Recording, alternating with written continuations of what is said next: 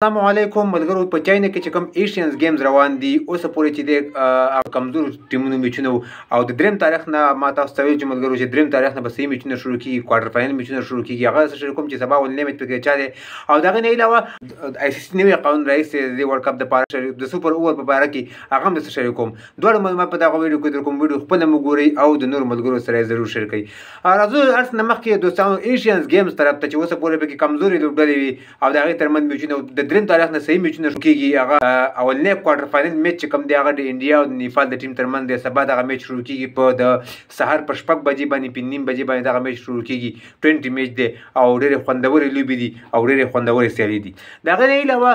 د په 2019 ورلد کپ کې چې کوم د نیوزیلند او د انګلند چې کوم اخري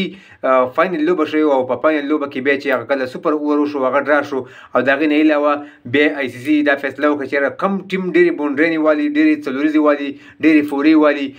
هغه ټیم به میچ ګټي مطلب هغه ټیم د میچ ورکوي نو هغه قانون یې ختم کړی او نوی قانون دا چې مطلب یو سوپر اوور شي او ډرا شي نو بل سوپر اوور به کوي بل ډرا شي بل سوپر اوور مطلب دا چې څلور پنځه سوپر اوور وشي او هغه ډرا شي نو ام تر هغې پورې به میچونه کیږي خیر دومره خو نه ډار کیږي یو سوپر اوور میچ وشي هغه ډرا شي دویم خامخا ګټل کیږي دریم ګټل کیږي خو مطلب چې څومره سوپر اوور باندې میچ په کم مطلب په یو سوپر اوور باندې په دویم سوپر اوور باندې په دریم سوپر اوور باندې میچ وګټل شو هغه ټیم په ښکاره باندې ګټلی نه قانون یې ختم کړی چې کم ټیم ډېرې څلوریزې والي ډېرې فوري والي نو هغه ټیم د میچ ورکوو لکه تېر کال باندې لکه تېر ځل په ورلډ کپ کې چې نیوزیلند ټیم او د انګلند ټیم ترمنځ میچ چې بیا هغه د هغې دواړو څلوریزې مقایسه کړه چې مطلب کم ټیم ډېرې څلوریزې والي دي هغې ټیم له میچ ورکړو د یو سوپر اوور نه پس چې هغه هغه سوپر اوور ډرا شو